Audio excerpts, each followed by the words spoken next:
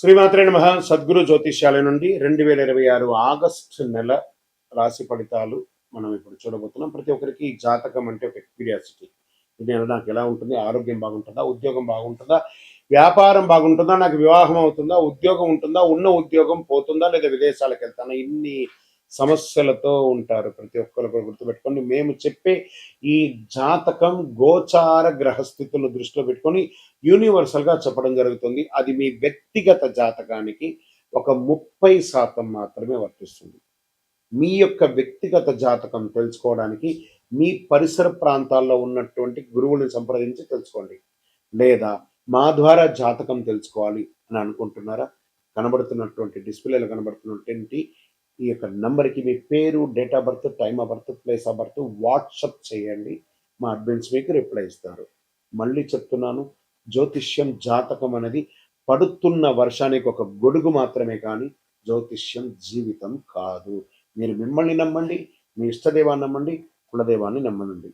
జ్యోతిశాస్త్రరీత్యా ద్వాదశ రాశుల్లో 4వ రాశి అయినటువంటి కర్కాటక రాశి మిత్రులారా, ఆగస్టు 2026 ఈ నెల మీకు శుభ ఫలితాలు ఎలా ఉన్నాయంటే, గురు కర్కాటక రాశిలో బలంగా ఉంటున్నారు, శుక్రుడు కన్యా రాశిలో సంచారం చేస్తున్నారు, కుజుడు మిథున రాశిలో సంచారం చేస్తున్నారు, సూర్యుడు సింహరాశిలో ప్రవేశిస్తున్నారు. కర్కాటక రాశి వారికి ఆత్మవిశ్వాసం, ఆర్థిక పురోగతి, కుటుంబ సంతోషం అనే 3 ప్రధాన అంశాల చుట్టూ ఈ నెలంతా కూడా తిరుగుతుందని కూడా చెప్పచ్చు.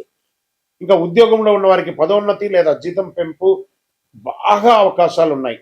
కొత్త ఉద్యోగ అవకాశం లేని వాళ్ళకి ఆఫర్ లెటర్స్ వస్తున్నాయి, గెట్ రెడీ. ప్రభుత్వ ఉద్యోగాల కోసం సిద్ధమవుతున్న వారికి పోటీ పరీక్షలో పురోగతి కనిపిస్తుంది.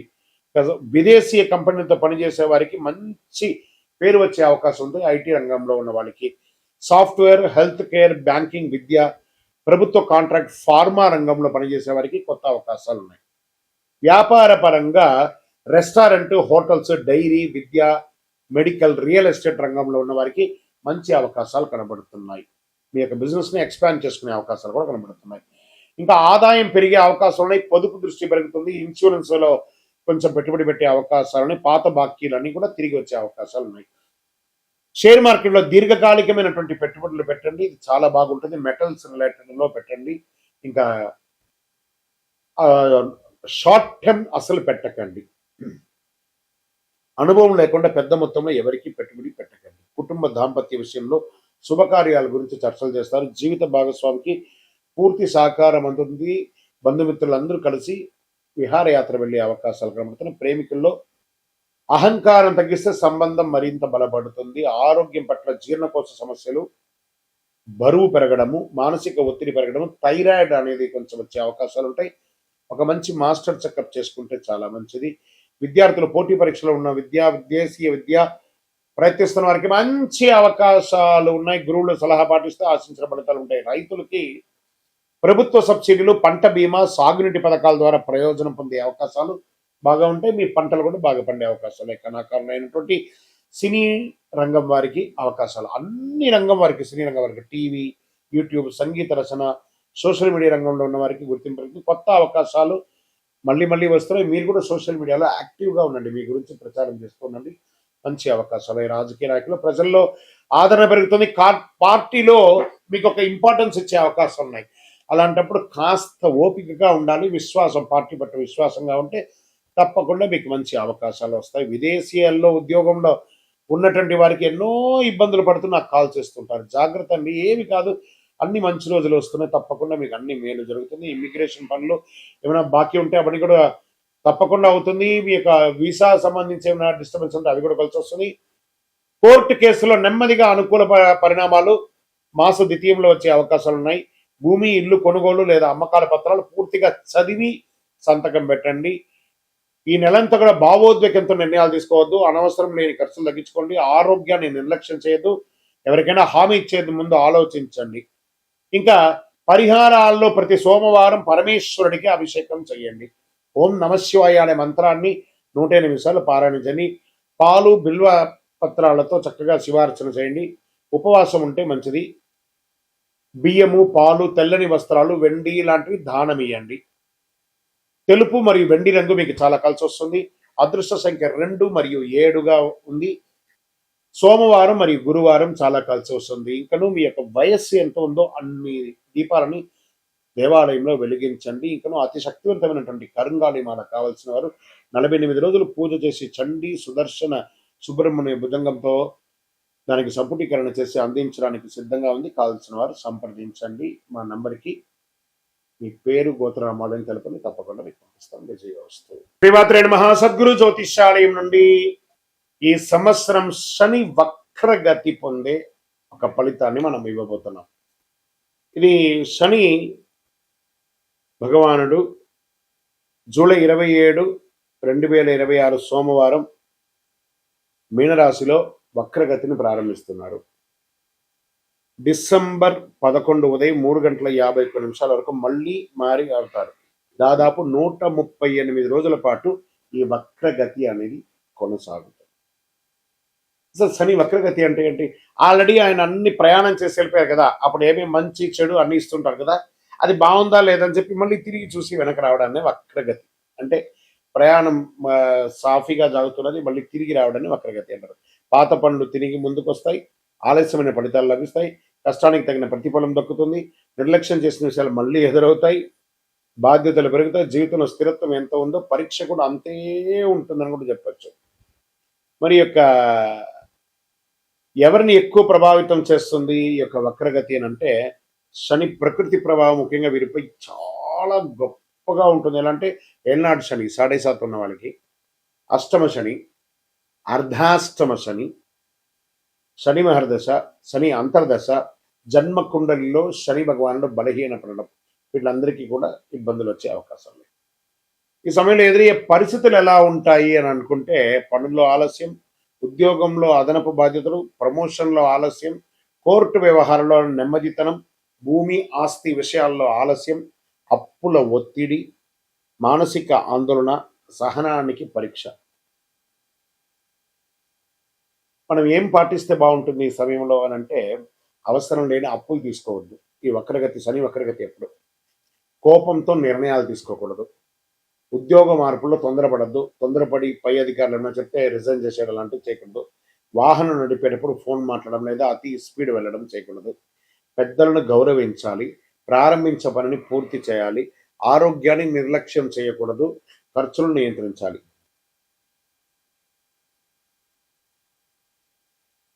సరే, ఈ వక్రగతిలో ఎవరికైనా లాభం ఉందా అని అంటే కొంతమందికి ఉంది లాభం. ఎవరికి ఉంది?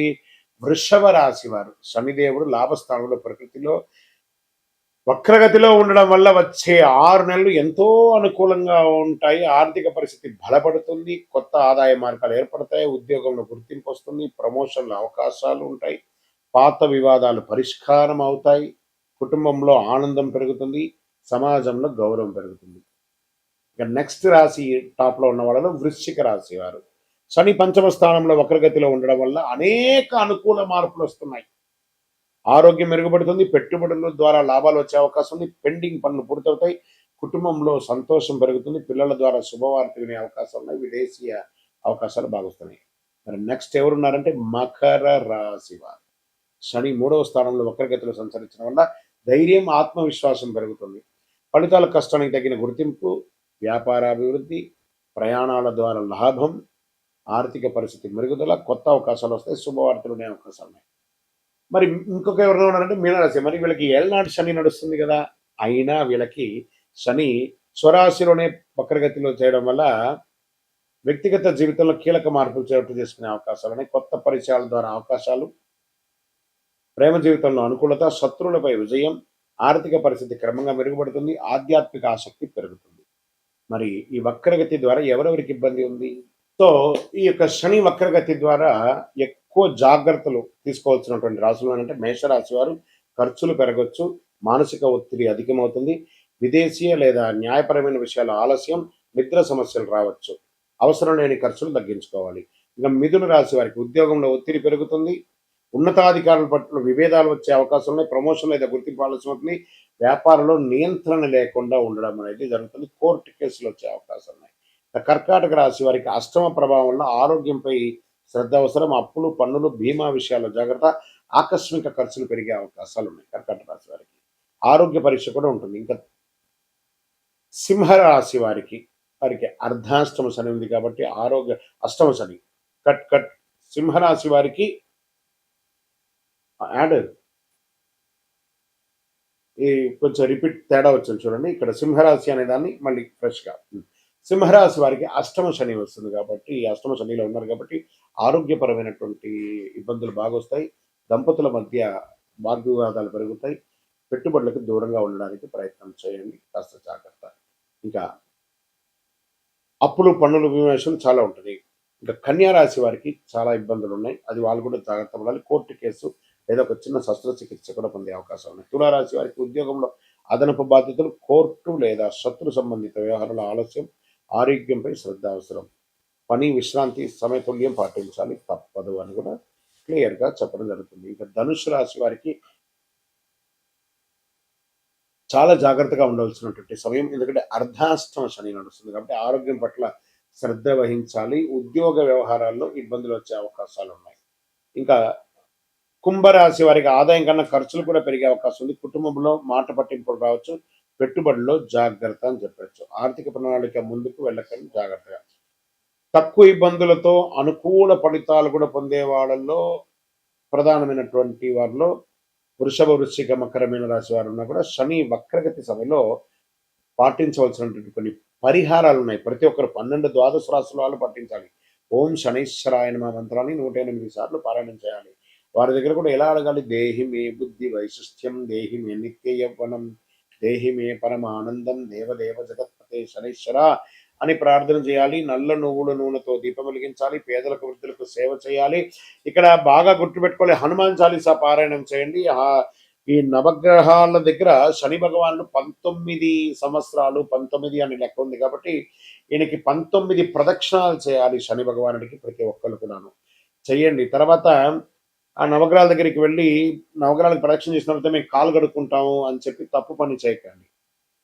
ఏమో అయిపోతుంది కాలు కడుక్కోపోతా అంటే ఆ దుష్టగ్రహం కాదు శని భగవానుడు. ఆ శని భగవానుడి యొక్క పూజ చేసి కాలు కడుక్కొని ఇబ్బంది పెడితే ఆయన అనుకుంటాడు మేము పనికిరాని వాళ్ళు కదా, మీకు నేను ఏ రకంగా ఇబ్బంది పెట్టాలని అనుకుంటాడు. కాబట్టి గుర్తుపెట్టుకోండి, ఆ దేవుడు పనికిరాడంటే దేవాలయంలోనే ఆ విగ్రహాన్ని ప్రతిష్ఠించరు కదా.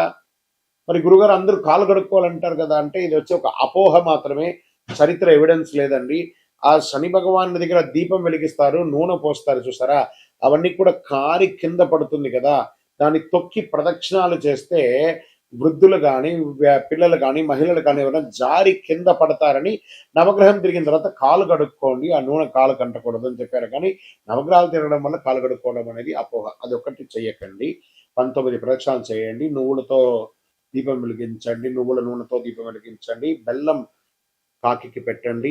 కాకధ్వజాయ విద్మహే ఖడ్గహస్తాయ ధీమహి తన్నః మంద ప్రచోదయాత్ అని చెప్పి ప్రార్థన చేయండి. పేదవాళ్ళకి చెప్పులు దానం ఇవ్వండి, ఒక బెడ్షీట్ దానం ఇవ్వండి, ఒక గొడుగు దానం ఇవ్వండి. అన్ని రకాలుగా బాగుంటారు. ఇంకనూ గురుగారు మా యొక్క వ్యక్తిగత జాతకంలో ఈ యొక్క శని వక్రగతి యొక్క దాన్ని మేము నిర్మూలించుకోవాలి, దానికి పరిహారం పొందాలి అని అంటే దానికి ఏ రకంగా చేయాలంటే మీ పరిసర ప్రాంతాల్లో ఉన్నటువంటి గురువులని, జ్యోతిషాస్త్ర నిపుణులని సంప్రదించండి. లేదా మా దగ్గరే తెలుసుకోవాలనుకుంటున్నారా, మా డిస్ప్లేలో కనబడుతున్నటువంటి నంబర్కి మీ పేరు, date of birth, time of birth, place of birth text చేసి మీ యొక్క అపాయింట్మెంట్ ఫిక్స్ చేసుకోండి. విజయవస్తు.